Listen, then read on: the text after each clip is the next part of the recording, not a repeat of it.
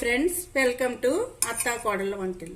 ఈరోజు మనం మంచి మెంతికూరతో మేతి కరడు చట్నీ చేసుకుందాం. ఇది షుగర్కి అన్నిటికీ చాలా షుగర్ ఉన్న వాళ్ళకి అందరు చాలా బాగుంటుంది. ఇది చపాతీకి వాటికి చాలా బాగుంటుంది.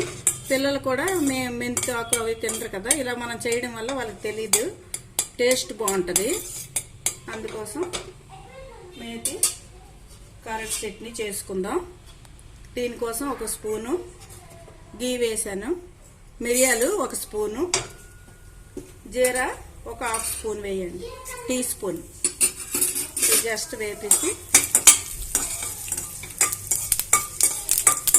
పక్కకు తీసినా పర్లేదు. మనం మెంతాకును బాగా ఏరి చక్కగా నీట్గా కడుక్కోండి. ఇది పక్క తీసుకుందాం.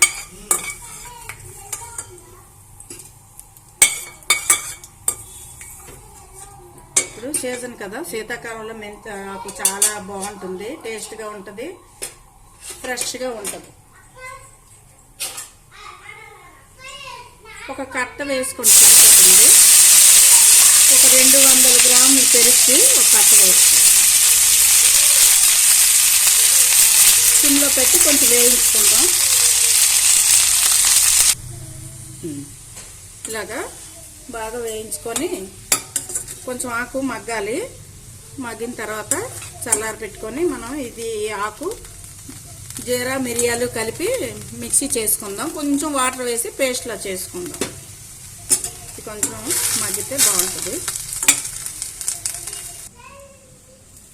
మెంతాకు వేగుతుంది కదా, ఈలోపు మనం పెరుగు తీసుకొని ఇగోండి ఇలా చిలకరించుకోండి.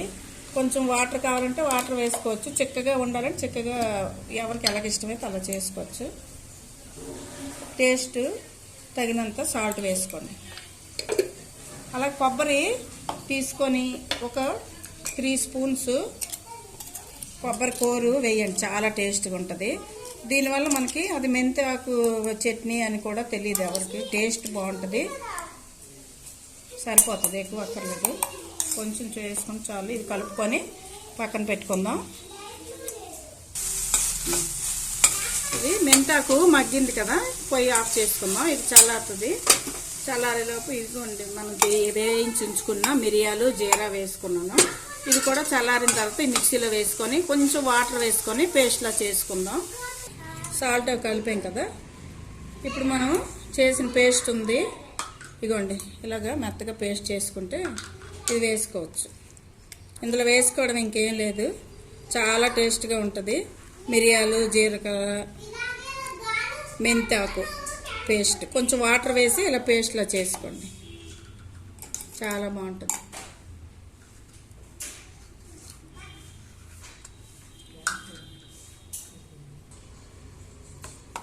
ఇలా కలుపుకుందాం. కలుపుకొని చిన్న పోపు వేసుకుంటే చాలా బాగుంటుంది.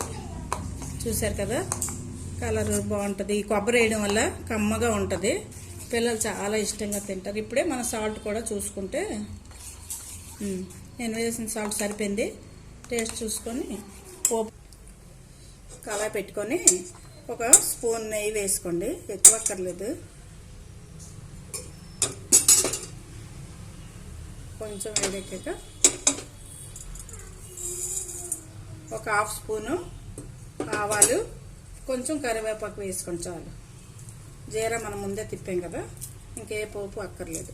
ఇంక పోపు వేయడానికి కూడా టైం లేదంటే పోపు వేయిపోయినా కూడా టేస్ట్ చాలా బాగుంటుంది. ఆల్రెడీ అవి వేయించాం కాబట్టి మిరియాలు వేయడం వాటి వల్ల చాలా టేస్ట్ అవుతుంది.